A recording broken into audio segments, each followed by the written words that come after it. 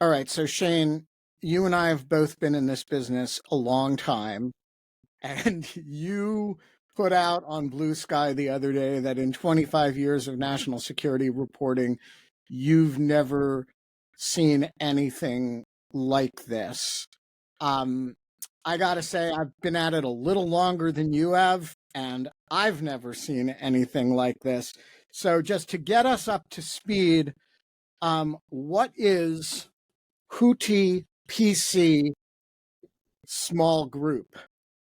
I mean, isn't that the name of all of our text chains now? We've all I'm renamed them. thinking of naming a puppy I think it's Houthi a PC small group. it's a But what great is it? idea. What is it? So Houthi PC small group is a signal group thread or chain um, that was created by the National Security Advisor to the President, Michael Waltz, for the purpose, as he put it, of coordinating with other principals. PC stands for Principals Committee, regarding military actions in Yemen against the Houthis, which did occur on March 15th. The Principals Committee would normally include National Security Advisor, the Secretary of Defense, the Secretary of State, the CIA Director, the DNI, maybe the Treasury Secretary. All those people and others were included in this chain. Principals committees usually get together to discuss things like military action, and that is what happened in this signal group. In the days leading up to the strike in Yemen, they were discussing the relative wisdom of taking the strike, the policy pros and cons, and then when the strike itself occurred, there was real-time or near real-time updates on military action against the Houthis.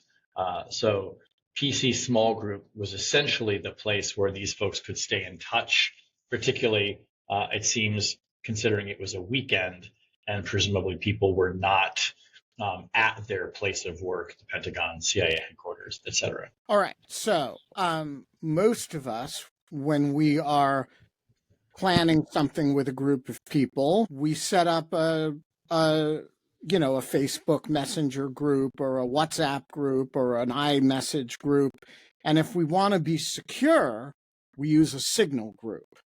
So what's wrong with the intelligence and kinetic military leadership of the United States doing exactly that? You're planning your strike on Yemen, you get the people who are involved in the planning, and you put together a Signal group, which is the secure message app.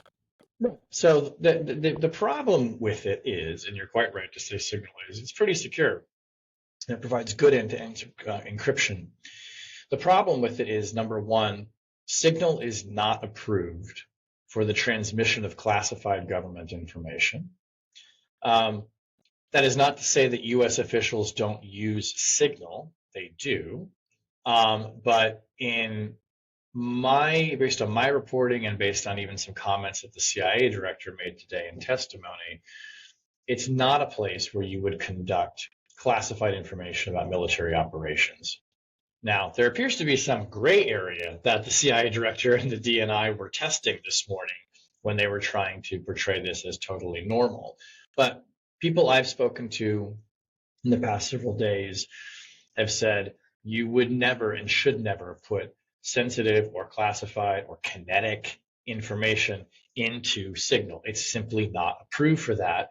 And the government has other kinds of communications devices and networks that are approved for that. And we could talk about the reasons why Signal is not a smart way to do it. But in this case, the most obvious one should be that because, as anyone who's used Signal or any other kind of messaging app knows, it is trivially easy to add the wrong person to your group or someone who's not supposed to be in the group, which of course is what happened in this case. So there are a number of reasons why Signal is not approved for war planning, kinetic operations. This is merely one of them, but in this case, it was a pretty big one. All right, so there's three big reasons, right? One is you can accidentally include Jeff Goldberg if you're the National Security Advisor. That's number one. Yeah.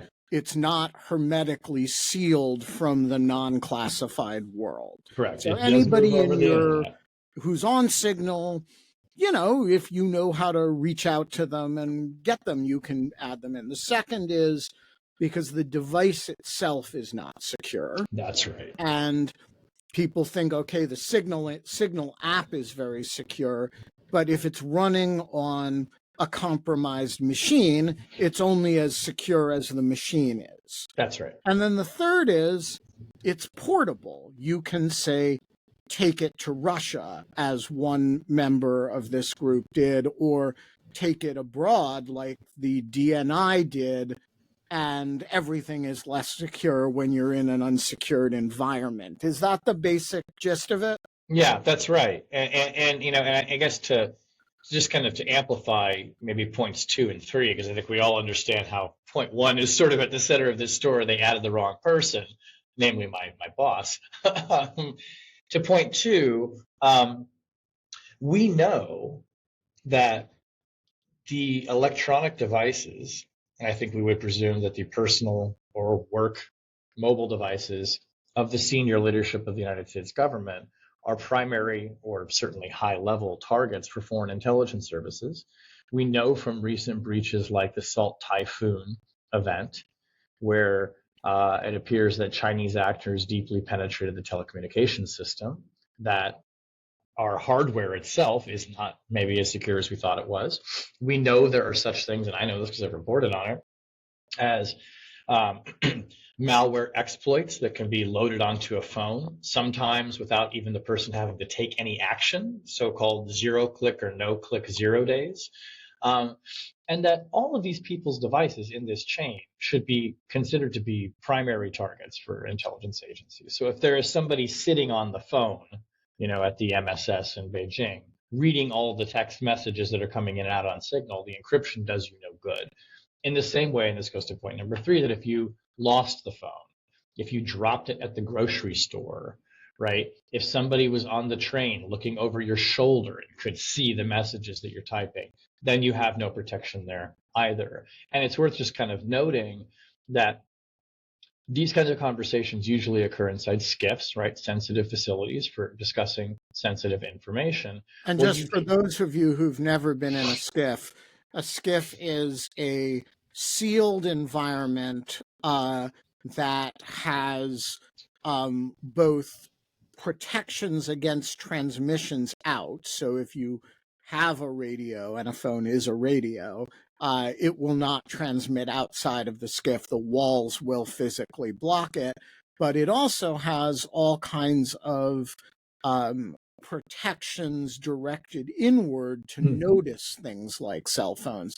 So if you bring a phone into the CIA, there are these guys walking around who are going to figure out that you've got a cell phone. Totally. So, and what that strongly suggests in the case of the Houthi PC small group is that at least some, if not most, or maybe all of the people who were communicating were doing so outside of a SCIF. I mean, unless somebody was on conceivably a physical computer that was allowed to be inside a SCIF that had Signal running on it. But I think that our presumption is that all these people were essentially mobile when they were talking, which again just only increases the potential that the messages themselves could be compromised, the phones could be lost, stolen, etc. All right, so let's talk about your role in this weird story. Yeah. How did you come? I'm going to assume that people have a basic understanding. Jeff Goldberg gets added to this Signal group by the National Security Advisor, apparently thinks it's a fake, turns out not to be a fake, and he gets, according to him, the advanced war plans in targeting information and some intelligence data involving the Houthi strike in Yemen, both hours before it takes place and then minutes before it takes place. So how did you get involved? So I got involved because, so Jeff came to me not long after he had been initially contacted by Mike Waltz, and I'm putting that in air quotes because at the time he's not sure that it is the Michael Waltz, the National Security Advisor, and gets added to this group and says to me, because I cover national security and intelligence for the Atlantic, what do you make of this? And my initial reaction was, this seems like it could be a hoax. Which was his reaction as well, It right? was his reaction too, and I'll say we both thought to ourselves, this sure would be an elaborate hoax because there are multiple entities, individuals, people apparently in this room. They're identifying themselves for the most part by name, and they're also nominating people to be their point of contact. And those names are people who we've heard of. They're not household names, but they're staff. And so I'm thinking, well, this is really an elaborate hoax if it is a hoax. At the same time, I kind of am leaning towards hoax at this point because I'm thinking, why would all of these people think that this was a good idea? Because remember, when he's added to the group, it's not necessarily clear that they're about to attack Yemen, but you can tell from the conversation, the name of the group, and the statements that they're saying when Michael Walls is sort of table setting things, that there appears to be a military operation that's being considered. And then as the conversation continues, that becomes even more clear. So I was basically brought in by Jeff to say, what do you make of this? And then over the weekend, as it became clearer, that this seemed authentic. And then I think we all kind of really believed it was authentic on Saturday afternoon, Washington time, when the bombs started falling on the Houthi targets in Yemen. And Jeff had been apprised of that was coming 2 hours before it actually occurred, because Pete Hegseth, the Secretary of Defense, had shared these highly specific operational details about the strike that was coming. So at that point, not long after that, Jeff removed himself from the group and then began our reporting exercise, our meaning mine and his, and then some of our other colleagues, but primarily Jeff and I reporting out, okay, what happened here? How may this have occurred? Is this normal? And we've just never heard of it, that people plan these kinds of things in Signal. What are the legal implications? Did anyone break the law? What are the security implications? Who else could have been added without, are we sure everyone in here is who they said they were? All of these questions that we wanted to answer. And then also trying to determine what information we felt was so sensitive that it didn't either need to be published or perhaps shouldn't be published. And I was a part of making, those decisions as well and working with Jeff on that. All right. And full disclosure, along the way in your reporting, you called me. I'm one of the legal people that you refer to as a group in the thing. Although, honestly, nothing about our conversation quite prepared me for the story, which is way worse than the hypothetical that you gave me. All right, I want to skip ahead to the reaction by the administration to this story, which I'm going to summarize briefly and then ask you a few questions about. So Pete Hegseth said, I believe last night or early this morning, that Jeff Goldberg was a deceitful hoaxer and that there were no war plans shared. In testimony before the Senate Intelligence Committee today, the DNI, Tulsi Gabbard, and the CIA director, John Ratcliffe, who are both part of the thread, seemed to deny that there was any classified information shared, although then they later kind of hedged and said, well, there were no intelligence equities shared. We can't speak for the Defense Department. But they seem to also deny categorically that there was classified material shared. And then the White House, in the person of Caroline Leavitt, said there was no classified information on the thread. So my first question is, you've seen the thread. Are they lying? The information that I saw, based in my experience of having seen classified information, including information that is overtly marked as classified, this information, in my estimation, would be presumptively classified. You can look at the definitions for what constitutes, for instance, secret or top secret information in DoD regulation, right, which is publicly available. And this information, I think, clearly maps onto those descriptions. When the CIA director and the DNI were asked specifically by one of the Democratic senators, I can't remember which, did you see anything? I believe he asked them about weapons packages. Just say, the kinds of weapons Right. were going to be used here. Their answer was very interesting. I think Dr. Lackcliffe said something like, not that I'm aware of or not that I recall. But they weren't saying no, right? Now, that's interesting because there are passages in the text from Pete Hegseth that precisely describe that kind of information. So maybe they don't really remember, or maybe they thought it was perhaps more accurate for them to say, I can't recall, but it was in the texts and they were in the texts. They would have had to have looked over and not seen that part of the chain. Possible, I suppose. But to say that it's not classified raises up another question. Who made that determination? According to whom is it not classified? Because, I think any reasonable person would assume, hey, we're bombing the Houthis in this location at this time with these airplanes. Getting these individuals, referring back to conversations that you've had with the President of the United States about taking lethal military action, referring to plans for how you're going to attempt to send the bill to the Europeans, internal policy deliberations, including officials up to the rank of vice president who is coming in and giving his view on what they should do. If that's not classified, I'm not sure what classified means.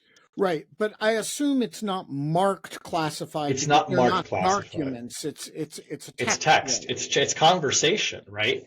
And I mean, Ben, you've been doing this a long time too. Have we ever heard of a principals committee meeting that was considered unclassified? I've never heard of a operational meeting involving military action that is not classified at least the secret level. Totally. Top secret level. I mean, this is information that if I had gathered it by reporting, let's say talking to sources who said, there's about to be a strike in Yemen, or somebody had passed me a document, I mean, I would have, as I always do, with information that I consider sensitive and potentially classified, go to the relevant agency and say, right, look, here's what I have. And they would try to talk you out of it. And they would absolutely have tried to talk us out of it in this instance. I have zero doubt. Okay, so let me ask you, you went to them, or Jeff went to them yesterday and said, we're going to publish this stuff. Did they try to talk you out of it? No. They did not. We went to all of the, the relevant people who were the ones really engaged in the full conversation. And fairly quickly after we went to the spokesperson for the National Security Advisor, he gave us an on-the-record statement saying this appears to be an authentic conversation. He said a few other things, too, about the operation and the security of it. That is the same statement that they gave to other journalists throughout the day, who then followed up with their own reporting. At no point did anyone say, you can't publish this, you can't write about it, you can't include screenshots of texts, which we did. We did make clear in some instances that we were withholding to the relevant people certain information, and we spell that out in the story when we say what we're withholding. So if we felt something was too sensitive because it could be classified or it's operationally sensitive, we told the reader that. And in those cases, that was information that honestly the reader doesn't need to know to understand what's happening here and why it's significant, right? It's just a level of detail you don't have to go into. And I think that is a perfectly, not only is that a defensible position for journalists to take, it's one we routinely take. Right, and I think it's a perfectly reasonable thing for you and Jeff to have said, we're treating this material as sensitive because it obviously is. Yeah. And we're not giving out more of it than we need to tell our story.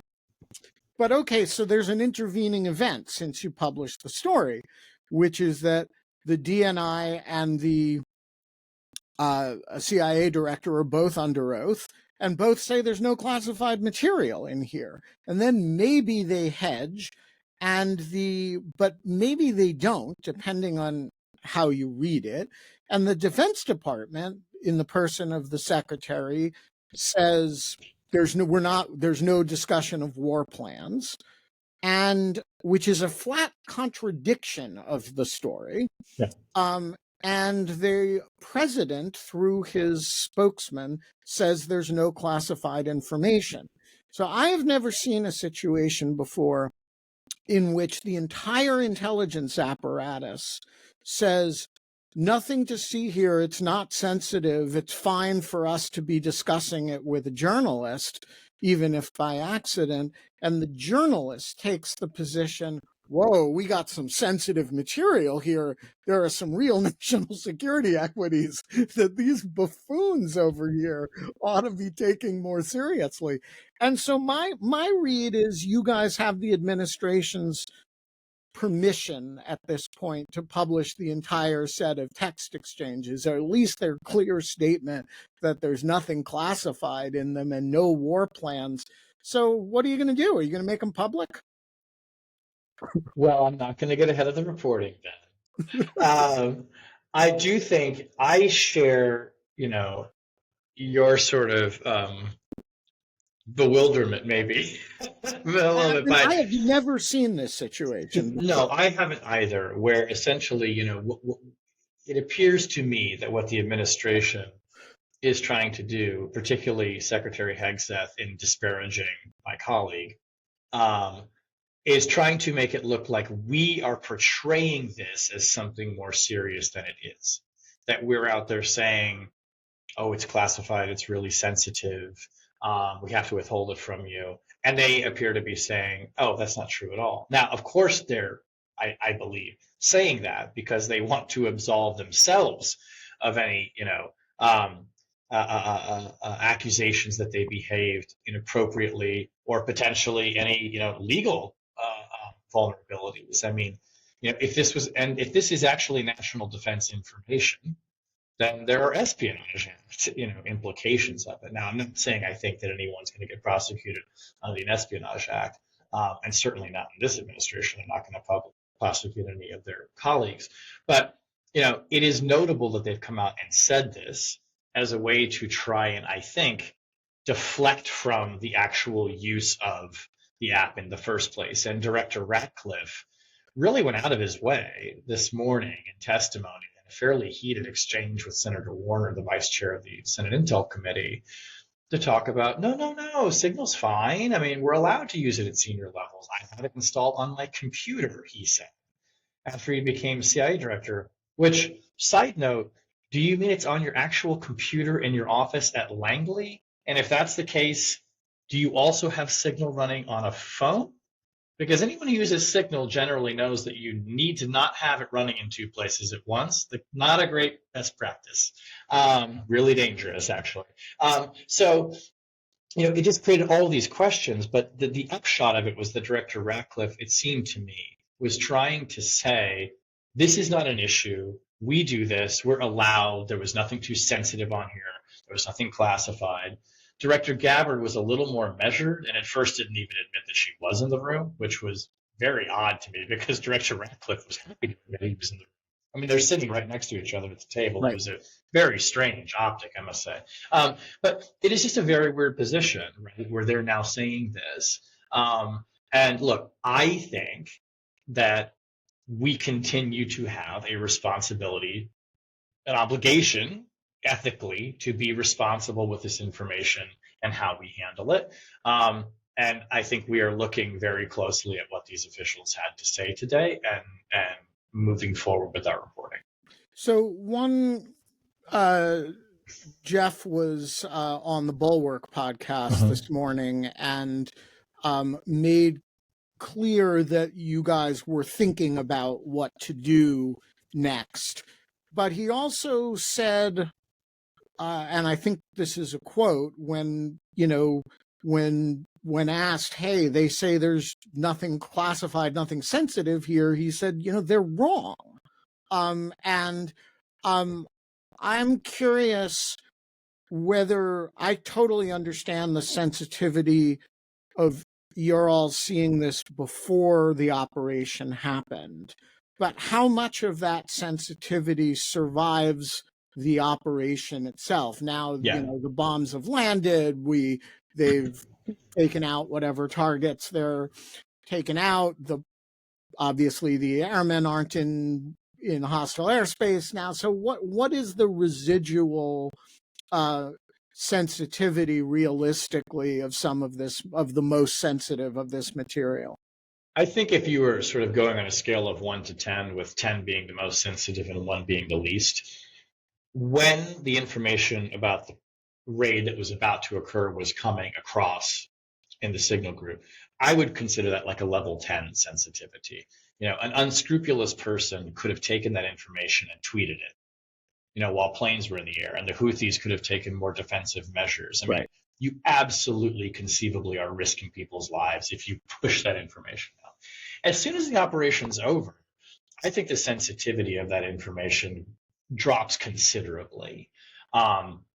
Is it a 6? Is it a 5? It's kind of somewhere in the neighborhood because the operation's over. And in point of fact, I would note that the National Security Advisor's spokesperson, Brian Hughes, talked about the fact that we haven't lost any people. He said the threat is a demonstration of the deep and thoughtful policy coordination between senior officials. And this is the part: the ongoing success of the Houthi operation demonstrates that there were no threats to troops or national security. So he is himself, it seems to me, kind of aware of that possibility and is addressing it, although maybe from a bit of a different angle. I think the sensitivity has dropped. Look, there is a name in that thread that the director of the CIA shared, that it refers to an active intelligence officer. And he said today in his testimony that this person's not undercover, and actually kind of took a jab at us for implying that he had done something wrong by sharing it. I will just say that based on my reporting experience, specifically on this question, that is not a name that CIA officials want known publicly.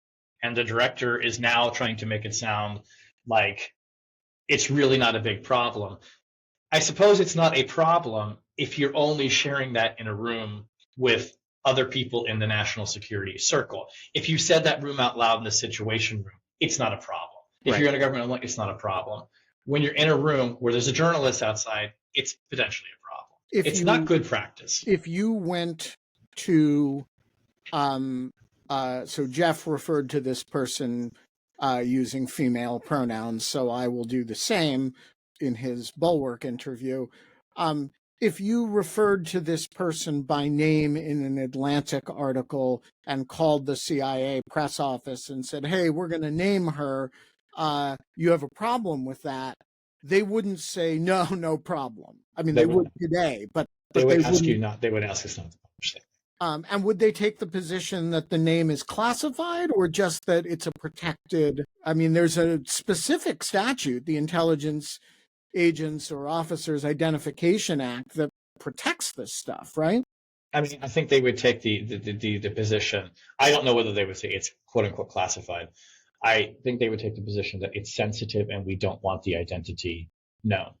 And there are real practical reasons for this too, by the way. And I'm not saying they apply directly in every way to this individual, but generally speaking, the intelligence community likes to keep these identities out of the public eye so that these people can be more effective clandestine operatives. Right. And I think it's also just worth noting, as we're having this discussion, when people say classified, they often mean sensitive. It's kind of a word that gets used as a catch-all, but it has a legal meaning, right? As does national defense information, which is actually what's in the Espionage Act statute. And they're different meanings from one another. And they're different meanings.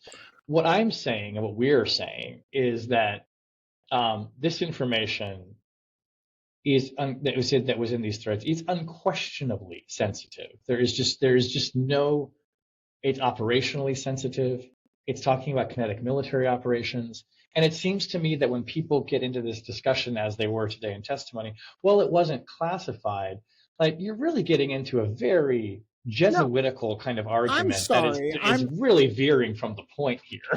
No, actually, I want to insist on this, that first of all, the category of sensitive stuff is much broader than the category of classified stuff. Yeah. There's stuff that's even designated sensitive but unclassified, right? Correct. Which broadly speaking means stuff that's not classified but we don't want to get out there.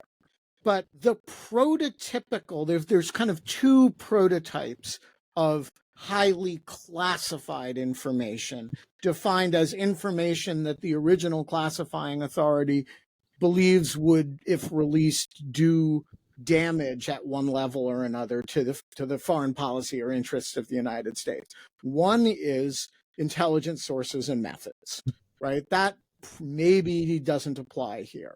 The other one is active military operations, Yes. right?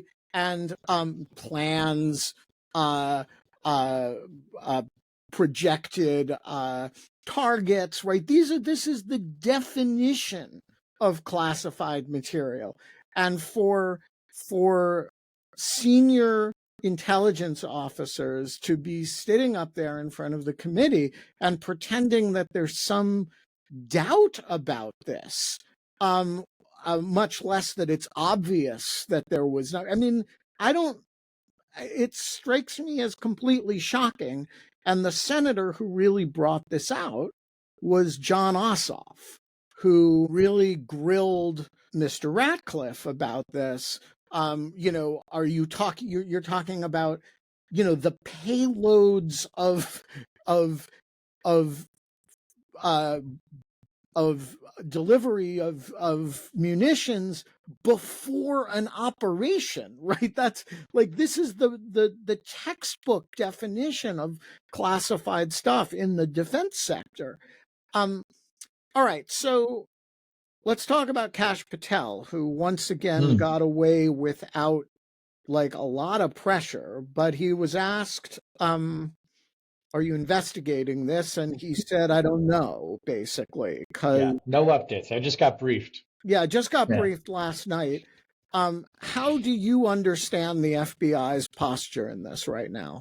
If this were any ordinary situation or any ordinary administration, I would imagine that the FBI would presume that it would investigate what happened here. There has been a spillage of national security information, NDI, classified information, sensitive information, however you want to characterize it. There's been a spillage. And one of the jobs the FBI, I presumed, would be to say, let's look at the information and find out what it actually was and how it was classified.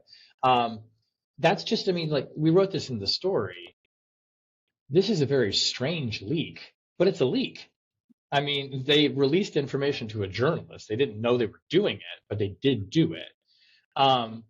And that is historically something the FBI investigates. If, the relevant agencies whose information was exposed makes what's called a crimes report over to the Bureau to say, hey, look into it. I mean, I suppose if none of these agencies make a crimes report, maybe there's an expectation the FBI doesn't investigate it. I will say the NSC has said, I think the White House said this too, that they're looking into what happened here, looking into how a journalist was added to the thread. Now, mind you, they're not saying we're not looking into why there was a thread in the first place, but like why a journalist was added to it, which I kind of read from this, and I read from Director Ratcliffe's comments, that they're not admitting that there was anything inappropriate about using the signal thread for this event, which in and of itself is astounding. Astounding. If that is true. That they are affirmatively saying there's nothing wrong with this. Especially because, and I want to pull back the curtain a little bit. They know that you guys have the actual thread. And they know that you can release it any time.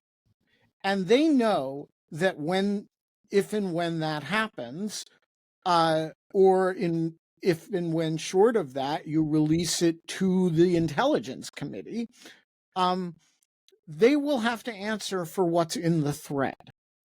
And, you know, the questions that we're talking about here have objective answers, and you've been gracious about how you've said this, so I'm going to be blunt. Either you guys are fraudsters or they're lying. And I think there's an objective answer to this question that is available, and if it doesn't become public, it will certainly become available to the Senate Intelligence Committee. And so I'm not sure I quite understand why there is no remote, even tactical retreat here. By the administration? Yeah. One possibility might be because they know there's not going to be any accountability for it. That they have no expectation that the FBI will investigate this. They have no expectation that they'll be scrutinized for it. To hear Director Ratcliffe say it, I mean, he really was. I mean, making it sound like, no, this is totally fine. Like, this is okay to do this. Right, but that's the kind of thing you can only say before the information's out, right? Well, imagine that tomorrow you guys publish the thread or turn it over to the bipartisan leadership of the committees or whatever. And it turns out that what's in the thread is what you guys say it is, which they're denying. And it is, in fact, war plans. And it is, in fact, material that is either classified or should be classified at the highest of levels. I don't know that they're just hoaxsters over there at the Atlantic is going to survive that moment. Do you? I don't think it would survive. No, I certainly don't think it would survive, because the messages are going to show it's precisely what we said it is. And it's going to show that Secretary Hegseth is not being accurate when he denies that there was war plans. And, you know, and let's not get into like war plans in air quotes. Oh, it's a battle plan, it's an attack plan. This is common sense will prevail when people see this stuff, if they see this stuff. But again, I think that the posture of the administration so far in the past, 24 hours or so that this story has been out there has been to say there's nothing inappropriate about this. There's nothing here, although they're acknowledging they made mistakes, which is interesting. Like the president said, Mike, Waltz is a good man who made a mistake. CIA director's making it sound like no mistake. But essentially, they are not conceding at all that there was anything really inappropriate about here that demands accountability of like resignation, firing, investigation, criminal indictment. And they're turning it back on the press. They're turning it back on the reporters. And that doesn't surprise me one bit. We're going to leave it there, but Shane, I got one more question. Mm-hmm. You say you don't want to get ahead of the reporting. What's left to report on this story? I don't want to get ahead of the process. Let's say that. All right. Shane Harris, not on the byline, but a key figure behind the Houthi PC small group, which has got to be the name of somebody's next album. Totally. We will see you soon. Thanks for joining us. Thanks, Ben.